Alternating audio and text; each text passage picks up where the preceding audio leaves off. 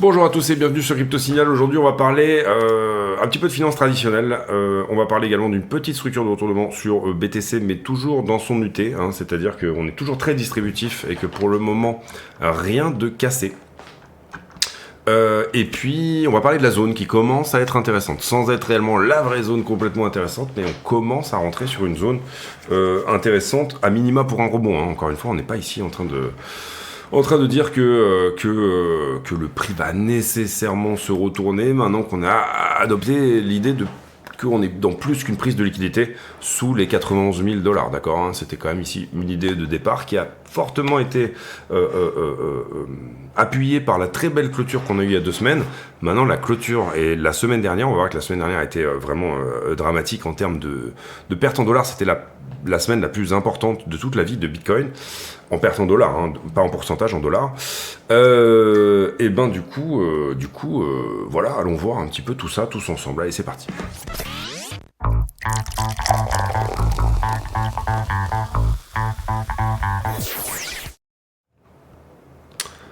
Alors, Bitcoin, on va dire grosse UT, on va se mettre en daily ici, et voilà.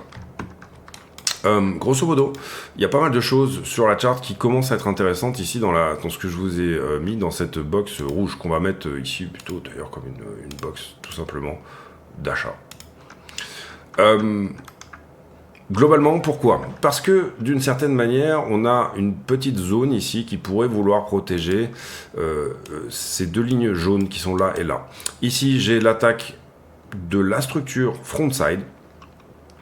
Ici, j'ai l'attaque backside, ok. Donc, toute cette zone, je dirais, de 67 à niveau actuel, je trouve est intéressante.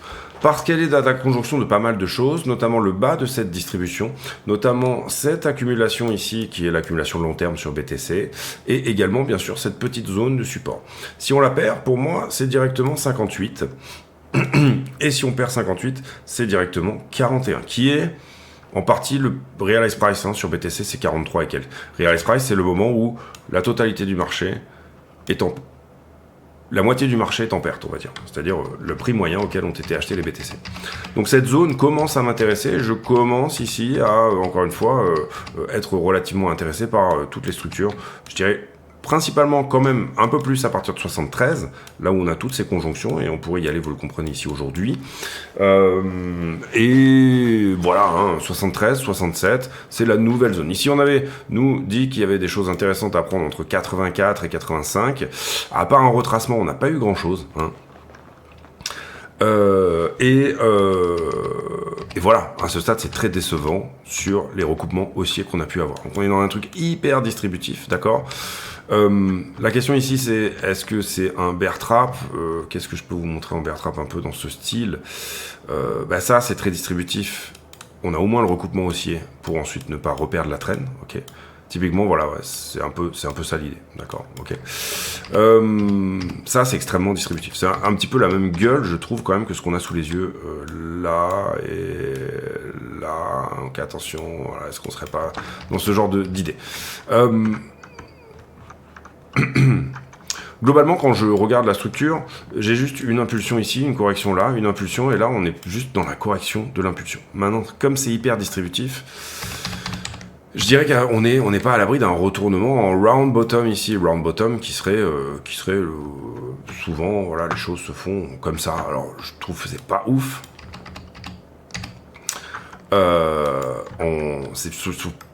Alors on le voit ici comme un double top, pardon. Pour le moment, il n'a pas touché sa target. Par contre, si je vais voir sur la market cap totale de la crypto, on est littéralement, puisque les altcoins ont bien corrigé, on est littéralement sur la target. C'est-à-dire ici, ce qui a été perdu là a été touché en bas. Ok. Donc là, on est vraiment, pour le coup, à l'inverse de Bitcoin, je dirais que la zone est encore plus belle sur la market cap totale. Pourquoi ? Parce qu'on a fait le test de cette zone, ou en tout cas pour moi c'est validé, on y est, ici. On a également des tas de choses qui sont intéressantes, à savoir ici, vous le voyez, je vous avais mis toute cette zone qui est finalement comme une séance ici, avec une target de 10 trillions pour la market cap crypto et qui est au retest. Donc si on perd la zone, c'est dramatique au sens où ce sera un retour au 1,7. Là, imaginez, vous perdez 50% hein, en gros depuis le top, 3, 4 trillions, ou vous divisez par 2. Donc là, c'est drama. Mais sur la market cap totale crypto, finalement, est-ce qu'on n'est pas en train de revalider l'inversion de polarité de toutes ces résistances-là, hein, c'est-à-dire un retest de l'ATH précédent, hein, d'accord. Pour le coup, on avait bien enfoncé ici, mais voilà, je vous ai mis vraiment toute cette ligne. Et je trouve que c'est super intéressant. C'est un moment un peu Nutella où effectivement c'est le FUD total. Moi j'adore ce genre de moment, je me sens vraiment à la maison quand tout le monde dit c'est la merde et que moi je dis peut-être qu'on est pas mal en fait. EtherBTC c'est très très moche également. Ici bam, vous voyez on vient retester littéralement backside toute cette vallée là. Cette vallée est censée protéger ce point là, globalement 0,21 et si jamais c'est dramatique, on va au 0,17. Et en soi, pour le moment, c'est difficile à dire sur EtherBTC quand est-ce que va se retourner cette histoire-là, parce qu'on est dans une parabole. C'est-à-dire que, vous le voyez ici, on a un momentum qui est jaune comme ça, il s'accélère ici à ce moment-là, et il se réaccélère encore une fois ici. Donc on est vraiment ici dans cette parabole qui peut aller à 0,17 demain matin, ok. Donc c'est la difficulté sur EtherBTC, c'est que à quel moment ça s'arrête. Alors, certains peuvent chercher des divergences, mais il y en a déjà. J'espère que ça va pas être trop le bordel ici quand je vais vous montrer les indicateurs. On va voir.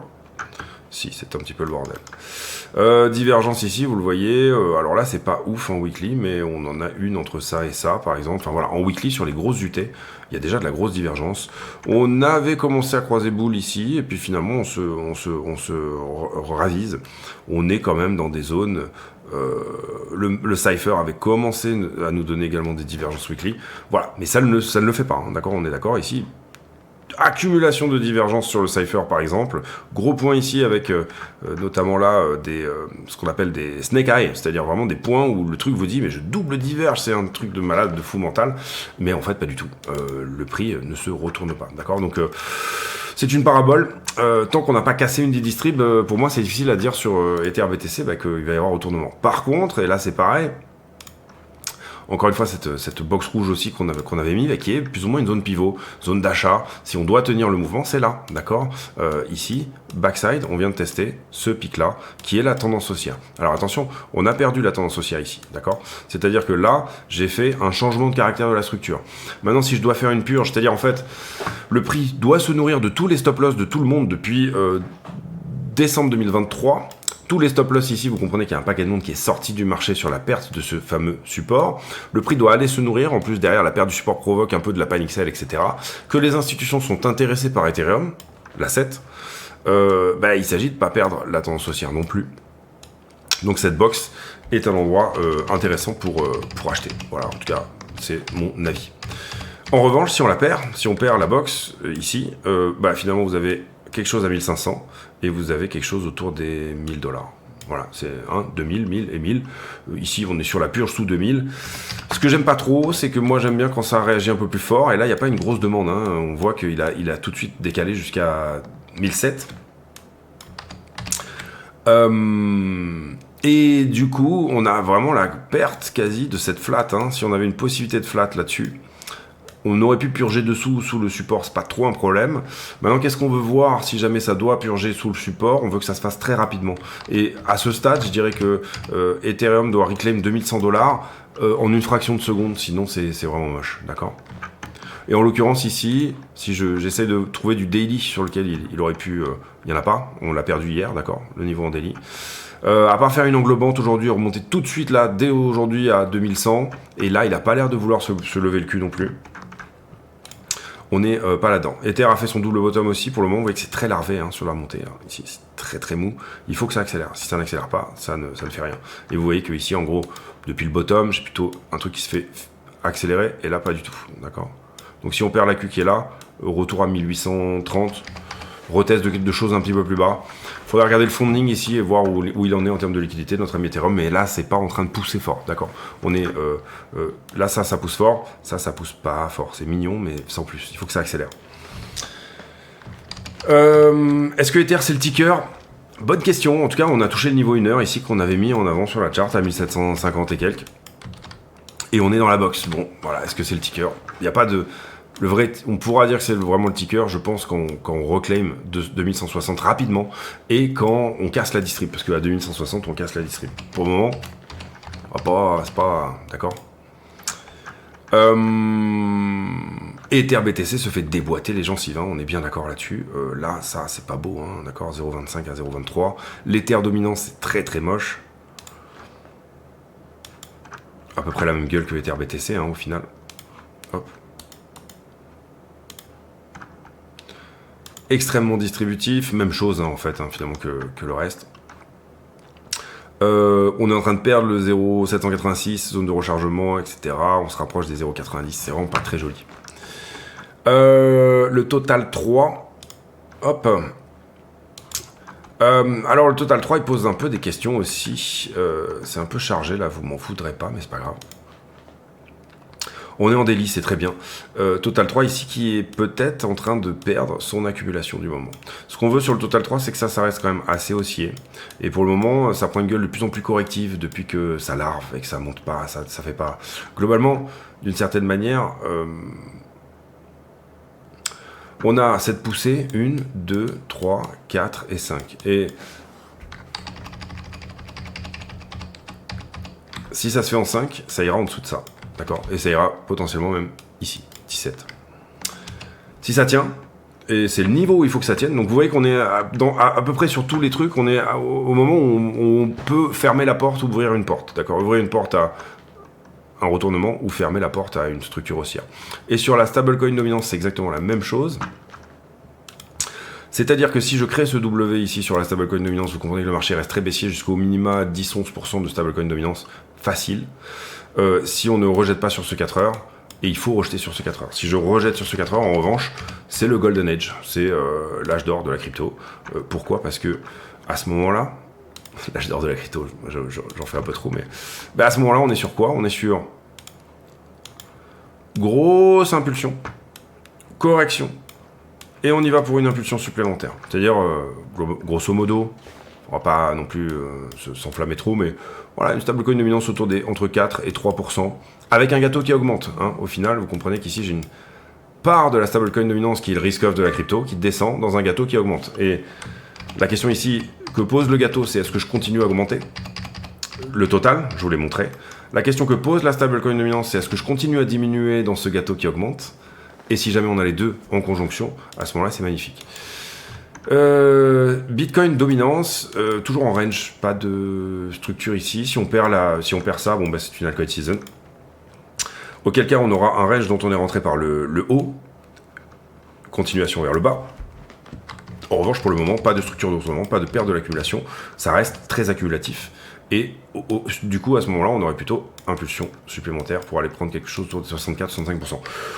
Donc c'est pareil, à la porte de quelque chose. Si je dégage vers le bas, c'est altcoin season plus appréciation de Bitcoin dans un gâteau où la stablecoin dominance diminue, un gâteau qui augmente, un total qui augmente, en même temps une part de BTC qui diminue. Qu'est-ce que ça veut dire? Ça veut dire Ethereum qui se lâche totalement et altcoin qui se lâche totalement. À l'inverse, sinon c'est la débandade complète, d'accord? C'est même limite, c'est même pas excusez-moi l'expression, même pas on baise, mais on vomit sur les toilettes toute la nuit, puisque on a fait ici beaucoup trop d'extra. Stablecoin dominance, on en a parlé, ici on a parlé aussi de la trend. Voilà, pour le moment, si on n'arrive pas à la casser, on n'arrive pas à la casser. Et si on n'arrive pas à sortir de ce côté correctif, bon à ce moment-là, on continue à corriger, d'accord. Donc voilà un petit peu l'idée. J'ai parlé de la Bitcoin dominance, j'ai parlé de la... Ok, j'ai fait une vidéo pour les affiliés, et aussi j'en profite pour vous dire de ne pas hésiter à mettre un like, c'est super important pour la chaîne, parce qu'on est un peu bâché par YouTube, et du coup ça veut pas faire des abonnés supplémentaires, etc. Je fais des efforts pour ça pourtant. Un petit tour sur le CME. CME, il faut bien comprendre que de temps en temps, il faut le regarder quand même, parce que c'est là où Bitcoin est le plus tradé de toute l'histoire du monde. CME, il vient de fermer un gap ici. Gap qui a été ouvert au moment de l'élection de Trump. Et la grande question que se pose le marché en ce moment, c'est est-ce que le sell de news sur Trump est fini? Sur le CME, oui. Enfin, non. Peut-être. Okay, mais en tout cas, on est revenu au même niveau de prix. Donc tous ceux qui avaient acheté là, soit ils rachètent, c'est-à-dire long terme, les gars qui ont acheté l'élection de Trump, bah, ils vont recharger ici. Et court terme, les gars qui ont acheté l'élection de Trump pour la trader, ils ont vendu. Il y a deux sortes de traders ici sur l'élection de Trump. Il y a des acheteurs et des vendeurs. Il y a des acheteurs et des traders, pardon. Et en l'occurrence, les vendeurs, ici, ceux qui ont tradé, ils ont fini leur trade. D'accord, on est retour au niveau, donc bah, du coup. Et on peut estimer aussi qu'il y a pas mal de stop loss sur zone ici, bah, parce que ils sont à break-even leur stop loss, d'accord. Alors en l'occurrence, break-even, ça serait plutôt ici, parce que là, je le rappelle, hein, l'élection de Trump, c'est pour ça que je vous ai mis cette box ici, elle est de 67 à 73. Et en plus, Trump a déçu sur la réserve stratégique, sur des tas de choses, etc. On est d'accord qu'il a déçu, ça va, on va pas se faire... on va pas parce que je vois des gens qui disent mais non, attends, il y a quand même une réserve stratégique, etc. Non, il n'y a pas de pression à l'achat. Voilà, tout ce qui avait été annoncé va être fait. C'est ok, c'est bon, c'est bien. Maintenant, c'est déjà dans les prix. Si je demande à Trump de nous donner quelque chose qui n'est pas dans les prix, j'en ai pas. J'ai rien qui n'est pas dans les prix. Donc, c'est pas aussi. Ok ? Vous m'avez bien compris. En août, il y aura peut-être des choses intéressantes, etc., etc., etc. Pour en revenir à l'élection de Trump, parce que je fais ici, la question qui est posée, c'est est-ce qu'on a fini ce sell de news ? La réponse est sur les marchés en levier, peut-être, au sens où, vous voyez qu'ici, on était le 5. Là. En termes d'open interest, le nombre de contrats ouverts, on a perdu le range ici, vous le voyez, on est complètement revenu au niveau pré-élection. D'accord ? Donc, à ce niveau-là, même si le prix est plus haut, j'ai le même nombre de contrats en circulation qu'avant l'élection de Trump. Donc l'élection de Trump n'est plus... Le Trump Trade n'existe plus en soi. Enfin, peut-être, sur l'open interest, en tout cas, c'est possible. Derrière, je vous ai remis les niveaux. On avait un niveau à prendre ici, il a été pris, donc je l'ai enlevé.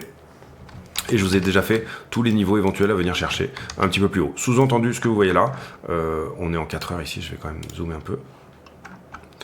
Eh ben, c'est qu'on est shorté sur le... Donc ça peut aider. Pourquoi ? Parce que ici, le prix augmente et vous voyez que le funding diminue. Donc on a un peu moins ce côté buy the dip qu'on avait pu avoir par avant, notamment sur là, cette diminution du prix, où le funding augmentait. C'est pour ça qu'on avait remis des niveaux hein, ici. Et je suis très légèrement sur le bottom, longué, parce que en fait là, j'ai une structure qui descend, un funding qui monte. Je suis obligé de mettre un point là. Mais c'est pas violent. Prochain niveau, vous voyez qu'il est très loin, il est à 68, donc ça c'est intéressant aussi, il y a peu de liquidité intermédiaire pour nous emmener à faire le lien vers... alors sauf si on la crée maintenant, hein, attention, on peut ici larver et créer une liquidité qui existe. D'ailleurs, j'ai déjà mis un niveau, vous le voyez ici. Là c'est un 2 pixels à 68, donc c'est un endroit où c'était typiquement pendant l'élection. C'est typiquement là que était le niveau de l'élection. Donc la question c'est, en open interest, j'ai fini ce trade. Est-ce que en funding, j'ai besoin de retourner complètement au niveau de l'élection de Trump ? Est-ce que l'élection de Trump doit devenir sur la charte un non-événement ? Peut-être. C'est un non-événement d'ores et déjà sur l'open interest, le nombre de contrats en circulation. Est-ce que ça doit être un non-événement sur le prix ? On va le savoir, je pense, déjà au contact de cette distribution, parce que là, on est plutôt shorté. Et voilà, en gros, c'est un peu la question.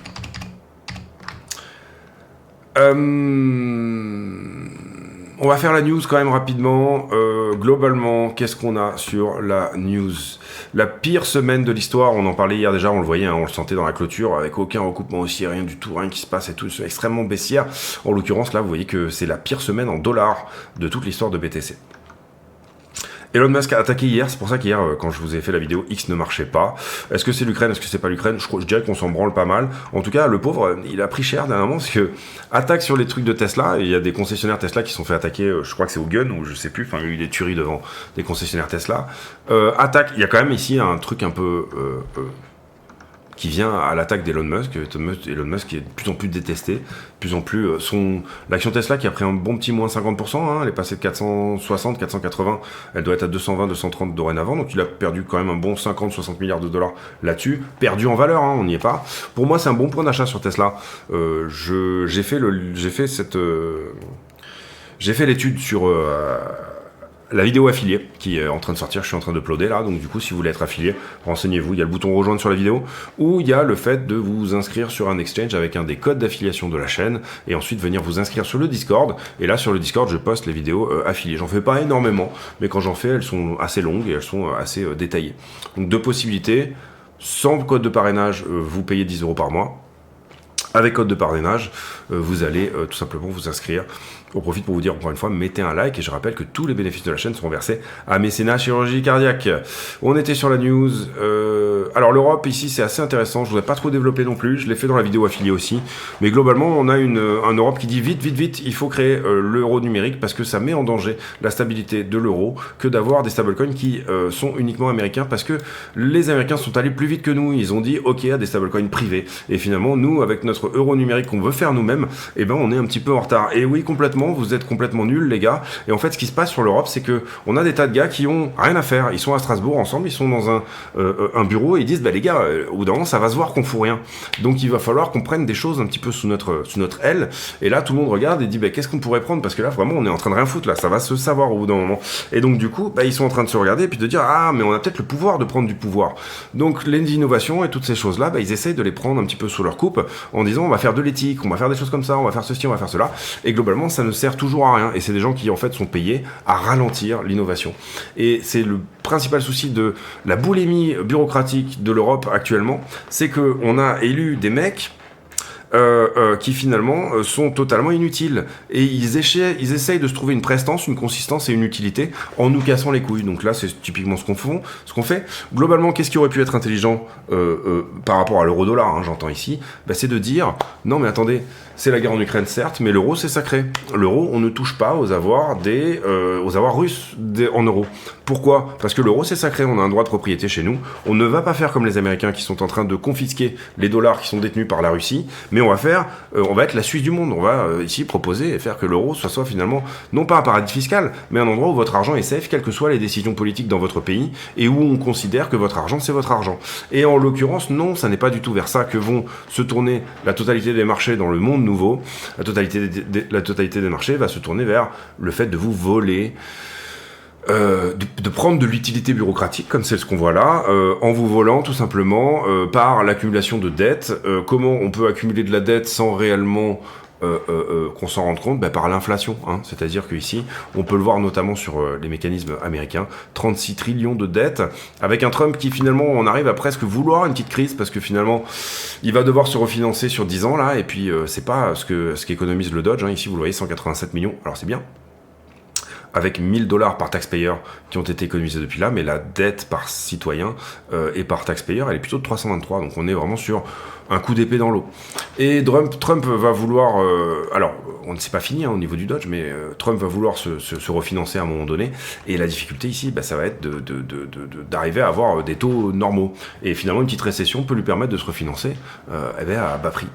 Globalement, en tout cas, vraiment zéro du côté de l'Europe, et la mort de Jamie White, qui est un journaliste conspirationniste, on va dire ça comme ça, qui a beaucoup travaillé sur des questions comme George Soros, comme l'Ukraine, comme USAID, comme des tas de choses. Alors, il a été assassiné devant chez lui, on ne peut pas dire ici à ce stade qui a fait quoi, voilà. Sorti sur les ETF, moins 34 millions sur l'ETF Ethereum et moins 278 sur l'ETF Bitcoin. Le Wall Street qui a peur que Trump nous empêche d'avoir un soft landing, les crypto-monnaies chutent. Ici, moi, j'adore ce genre de période hein, où tout est noir hein, au niveau des news, etc. Je trouve que c'est des super périodes d'achat. Maintenant, ça n'engage que moi, encore une fois.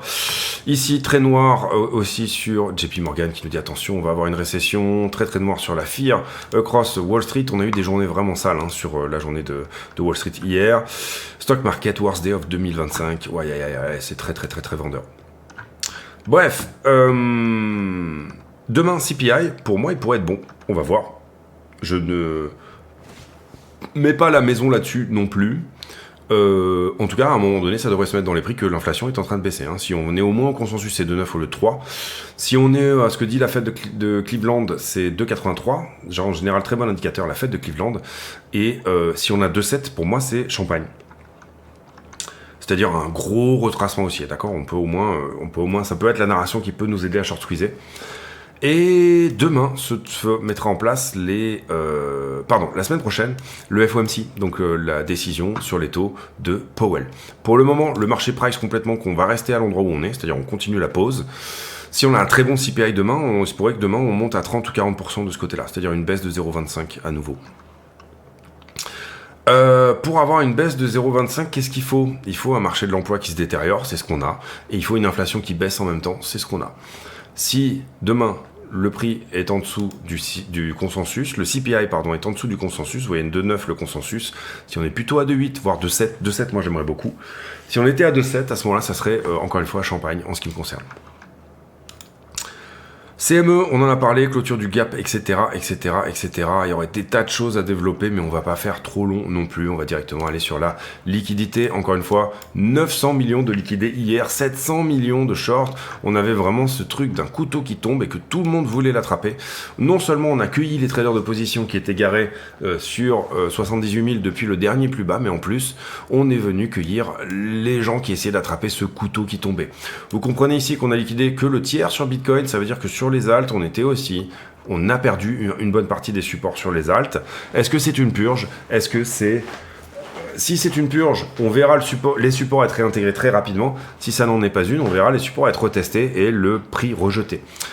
230 millions de liquidations longues sur Bitcoin et 70 millions de liquidations short. On a déjà fait plus ou moins les marchés en levier. On va directement aller faire un tour sur iBlock. Sur iBlock, en ce qui concerne, on va pas prendre la 3 mois. On va aller en descendant. On va faire ça. On va effectivement prendre la 3 mois. Hop, on va faire ça. Pardon.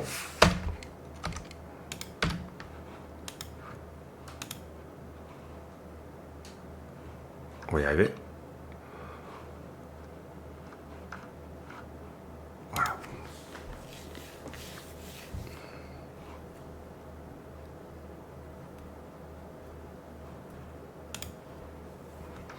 Alors, on a complètement nettoyé la weekly.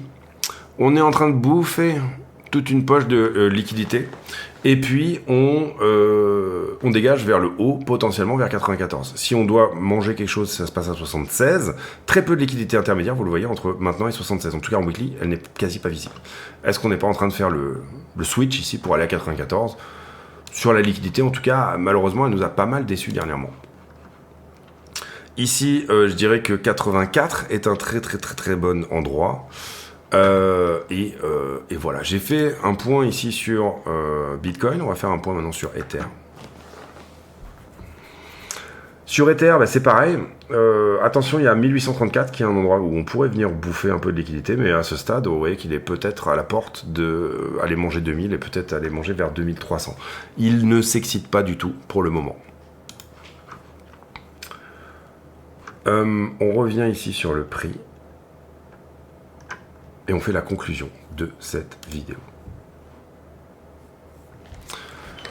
Alors, petite UT, très distributive, petite bougie d'englobement ici en daily. Pour le moment, en tout cas, c'est propre. On met les gens qui ont shorté sous l'eau d'hier. Maintenant, je veux qu'on casse cette distribution. Pour le moment, j'ai pas d'accélération à la cassure, j'ai pas de cassure même, hein, d'accord. Jolie petite structure de retournement en 1 heure ici, jolie petite W qui pourrait être testée d'ailleurs aux 80 000 en gros, si jamais ça rejette une première fois sur la distribution ici. Ce que je veux voir pour le moment, c'est à minima le prix casser ces deux distribs là. S'il casse ces deux distribs là, c'est un retour ici, ce qui pourrait nous permettre de casser celle-ci, d'accord. Donc grosso modo, d'aller dans la zone des 100 000. Absolument pas sur le scope pour le moment, tant qu'il n'y a pas de structure de retournement. Le problème de dire on va à 100 000 si on est à 95, vous comprenez que c'est un petit peu daté comme décision, d'accord. Le fait de dire les gars, ça y est, on va à 100 000, on est à 95. On a commencé à dire, nous, qu'on venait à casser cette zone quand on a fait cette magnifique clôture weekly de la semaine dernière, d'il y a 2 semaines, et hier, vous voyez que c'est tellement moche ce qui s'est passé. Ici, on avait un magnifique hammer, c'était ultra boule de tenir le support. On avait vraiment cette potentielle idée que, boum, ça allait taper beaucoup plus loin. Et la déception de cette réserve de crypto-monnaies miteuses, toutes les annonces, ce Crypto Summit qui a été juste tout le monde, excusez-moi, mais c'est pomper le nœud en disant je suis très content que vous soyez là, président Trump, etc. Mais derrière, il n'y a aucune annonce, il n'y a pas d'annonce. Quel est l'intérêt de faire ce sommet si c'est pour ne pas faire d'annonce ou pour dire tout simplement bonjour, on ne vendra pas les 200 000 BTC qu'on a en trésor. Allez, salut, et on va essayer de trouver des solutions. Allez, salut, merci, bisous. Bah non, ça n'a aucun intérêt.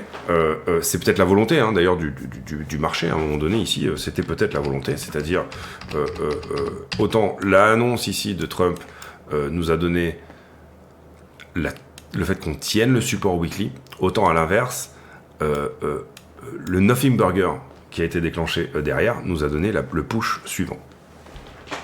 Question étant, jusqu'où on push, est-ce qu'on revient sur trend ici ou pas?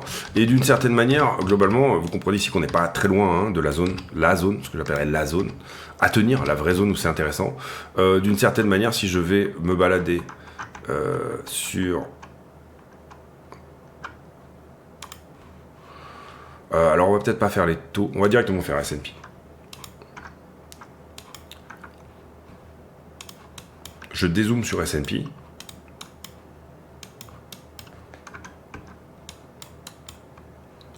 Il n'y a pas de correction, d'accord?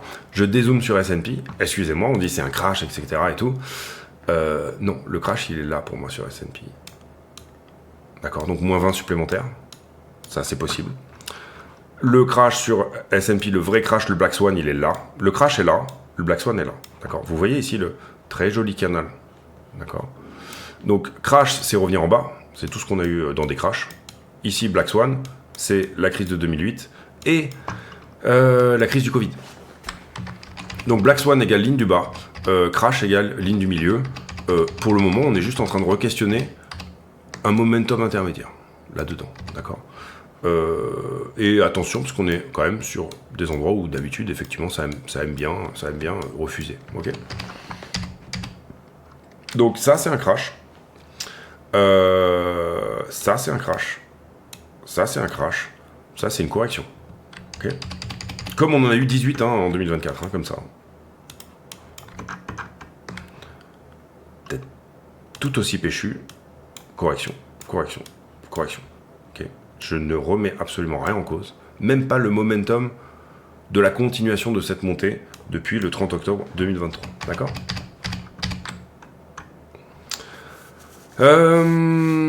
Qu'est-ce que je veux dire ? Oui, alors beaucoup de choses sont dans la vidéo affiliée du moment. Pas mal de questions auxquelles je réponds également. Un énorme point sur les stocks dans cette vidéo. Donc si ça vous intéresse, encore une fois, n'hésitez pas à venir vous affilier. Ça se passe sur le Discord. Pour le moment, je dirais que le Discord, je suis assez peu actif dessus, donc il sert principalement à ça, c'est-à-dire à faire le lien avec les affiliés et puis à leur proposer des analyses supplémentaires. Voilà, je vais y revenir. Pour le moment, je fais peu d'intraday. Donc, le but du Discord, c'était de commenter mes entrées en intraday. Et pour le moment, je cherche plutôt du trade de position. Donc, en soi, c'est des trades que je vais de toute manière expliquer en vidéo, tous ces trades-là. Donc, voilà.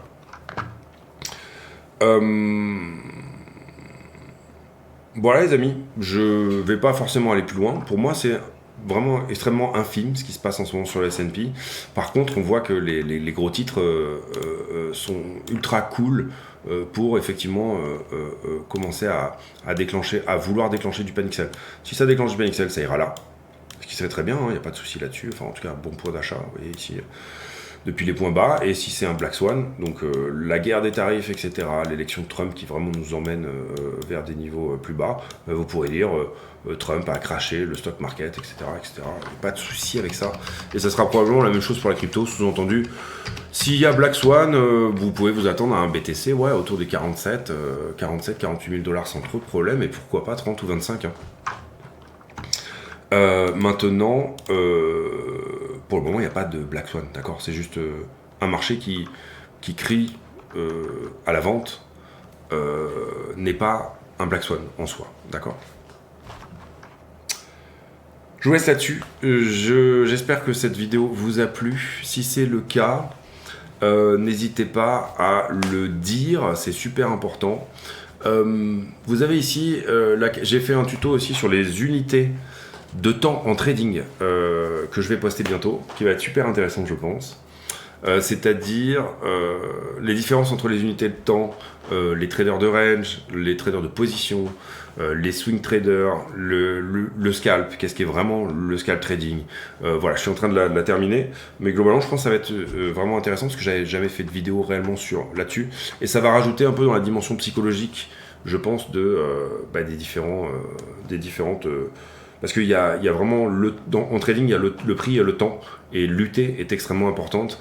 Donc comprendre la psychologie de chacune de ces unités de temps est extrêmement importante également. Donc voilà, ça va sortir dans pas longtemps. Ça sera public, ça sera pas que pour les affiliés pour le coup. J'ai pour habitude en fin de vidéo de poser une question à la con, c'est-à-dire une question qui n'a rien à voir avec le prix du Bitcoin, mais qui nous permet de converser de choses et d'autres. Et la question du jour, je la poserai bien sur comment... Oui, allez, on va parler musique. Quel est l'instrument dont vous auriez adoré jouer comme un dieu? Personnellement, moi, ça serait plutôt le saxophone. Je trouve que ça doit être vraiment chouette de... Alors, je me débrouille bien en guitare. Mais saxophone, ça doit être vraiment cool de savoir jouer du sax. Je m'y mettrai peut-être un jour, tiens, quand j'aurai le temps. Je sais pas si j'ai le coffre et tout ça, mais globalement, voilà. Et peut-être du violon aussi, je pense que ça doit être assez intéressant d'avoir le violon contre soi, le sentir vibrer, etc. Et de sortir, d'avoir un bon niveau en violon, ça doit être quand même quelque chose de relativement incroyable en termes de feeling. Voilà les amis, battez-vous, soyez clairs et précis dans vos choix, n'hésitez pas également à suivre le plan, et puis à partir de là, tout se passera bien. On se retrouve demain pour une nouvelle vidéo, d'ici là, portez-vous bien, à très bientôt, ciao ciao.